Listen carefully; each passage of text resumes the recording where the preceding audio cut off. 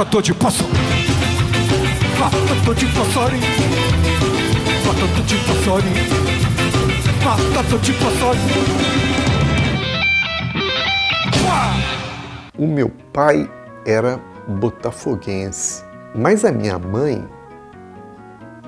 era uma família de origem italiana. Vocês estão entendendo? Existe um vínculo do italiano com o fluminense. Basta você ver os jornaleiros, né? Tem muito jornaleiro que é fluminense. Acho que a grande maioria é fluminense, por causa dessa origem italiana. A gente morava numa casa grande no Rio Comprido, né? Era uma rua de paralelepípedo. Ali eu joguei muita pelada na rua. Então embaixo morava eu, a minha família, mais a minha tia solteirona. E em cima morava minha outra tia, que era casada, tinha um filho e tal. E foi essa família italiana que me levou a ser fluminense.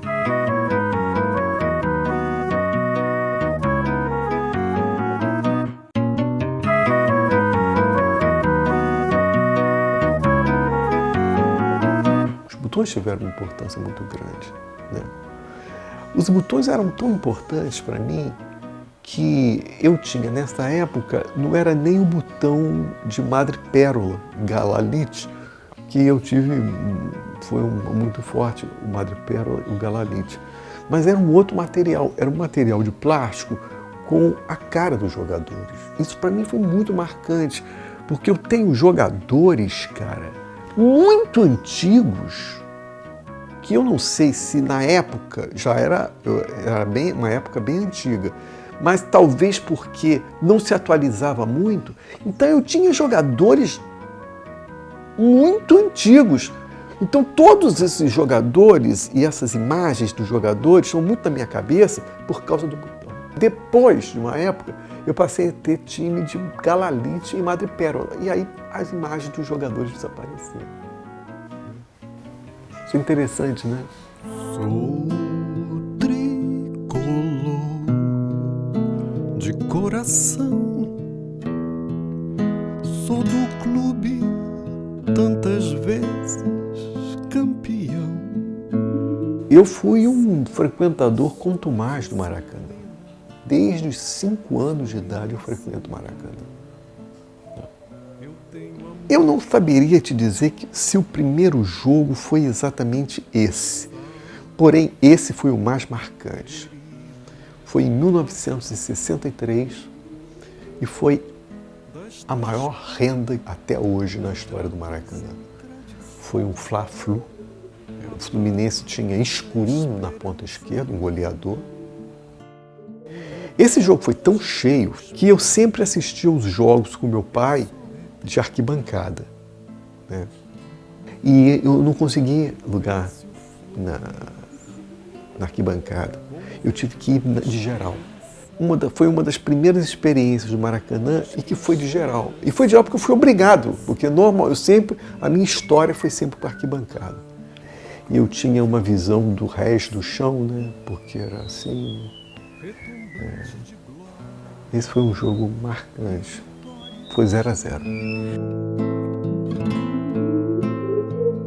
Vence o Fluminense com o sangue do encarnado, com amor e com vigor. O lugar que eu elegia na arquibancada para ficar era atrás do gol, né? Tinha um prejuízo, porque assistir atrás do gol você não tinha muito claro a visão da meta contrária. Mas, por exemplo, eu tinha uma relação com o goleiro muito forte por causa disso. Nesse sentido, o Castilho. Né? O Castilho, para mim, foi uma coisa louca. Né? O Castilho foi uma coisa louca. Ele tinha uma dor no dedo, então, para ele não ter essa dor no dedo, ele decepou, né? Cortou.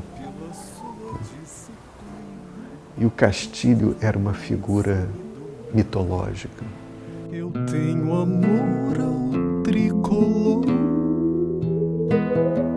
Salve o querido pavilhão.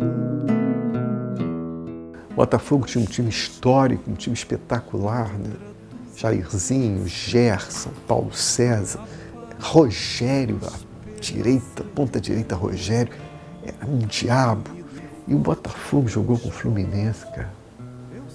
E o Gerson me mata a bola no meio de campo de uma maneira que ele tinha de matar a bola, que é de matar para o chão e parar a bola no pé dele.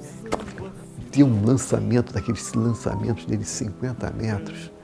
E o Jairzinho veio fechando assim de cabeça. Nessa época o Fluminense tinha Altair e Galhardo, era dupla de área. E o Jairzinho veio de um furacão. Eu vi a bola na cabeça do Jairzinho, o Jairzinho apontou para o lado, estava atrás do gol, era gol no ladinho ali. O Castilho sai e tira a bola da cabeça dele, assim, dá um tapa e tira. Isso aí é uma jogada que não foi gol, mas nunca mais eu vou esquecer isso, sabe, cara? Castilho é um mito do Fluminense. Sou tricolor de coração. A relação minha com a música popular e que me fez compor, eu acho que hoje eu tenho em torno de umas 300 canções, são 18 discos lançados, né? É uma relação oral, da literatura oral, de falar. E uma das minhas brincadeiras, eu era uma pessoa que eu brincava muito com criança, mas podia estar brincando sozinho. E quando eu estava brincando sozinho, eu estava jogando bola e ao mesmo tempo imaginando uma partida de futebol. Então, ao mesmo tempo que eu jogava e a parede era o meu outro jogador, eu ia imaginando a partida, ia irradiando a partida. Radiando, falando a partida, jogando. Então a oratória para mim é muito importante. Então fazer música para mim tem uma relação com a oratória. Ô Lula, você gosta de poesia? Mais ou menos. Eu vou te declamar um poema rapidamente.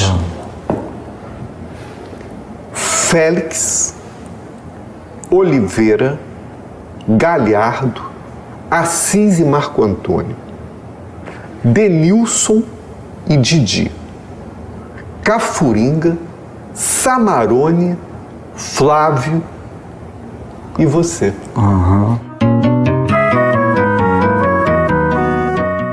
Esse é o time histórico do Fluminense. Lógico que tinha uma questão de contusões, né? O Flávio não era genuinamente tricolor, o Flávio se fez no Corinthians. Essas coisas eu tenho muito claro na minha cabeça. Mas o Samarone não, porque o Samarone veio de um time que não tinha muita expressão, que é a Portuguesa Santista. Então o Samarone era um jogador tricolor, ele se fez no Fluminense. E o Lula, que era pernambucano também, né? Jogou no Sport Recife, parece. Mas ele se fez no Fluminense. Eu era feliz. Eu era feliz. Eu era feliz. Eu assisto jogos de futebol ou no Maracanã, ou no Botequim, ou na própria sede do Fluminense, já assisti jogos na sede do Fluminense, ou em casa sozinho. Qual é a melhor forma de assistir um jogo de futebol? Em casa sozinho. E me lembro aquele torcedor do River Plate, que foi viral na internet, que um cara falava, sabe, berrado, filho da puta toda hora, o tempo todo. Eu sou assim vendo jogo de futebol.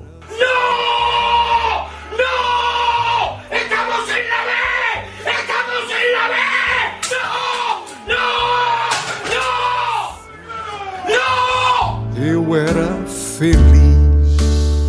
Eu, quando eu tô sozinho no quarto, eu sou mais eu, entendeu, cara?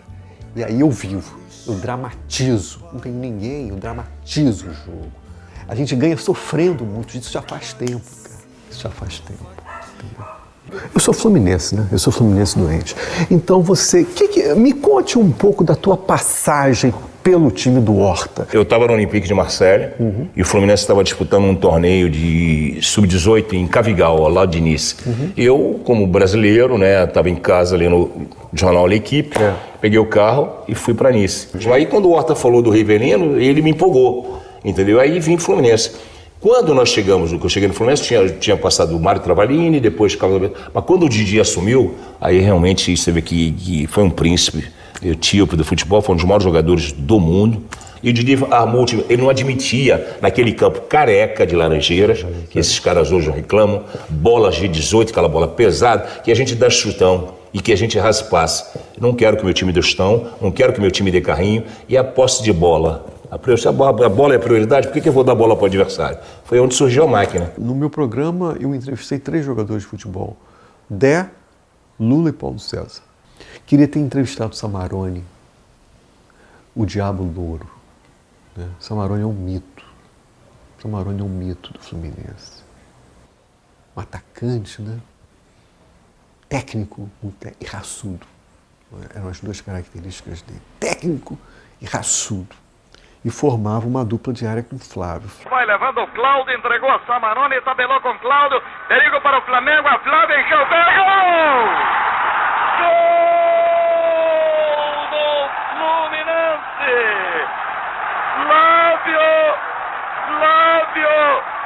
Flávio, peito de aço quando as bandeiras tricolores estão desfraldadas e a grande torcida do Fluminense sacode o Mário Filho. Eu recentemente gravei um DVD pelo Canal Brasil e chamei como convidado Fausto Fawcett e Arrigo Barnabé. E durante o DVD a gente vai conversando sobre muitas coisas, conversando muito sobre futebol. E o ponto de atração do futebol que me leva a falar sobre futebol é você poder voltar ao passado. E eu me lembro que uma das coisas que eu mais gosto é falar, você se lembra do jogador tal? Sabe? Isso, falar do jogador tal, me remete ao passado. Eu odeio o Flamengo. Eu odeio. É uma rivalidade clássica, o Fla-Flu antigo. Mas deixa eu te falar uma coisa. Cara, talvez eu não seja um torcedor modelo. Mas, cara, eu torço para os times do Rio.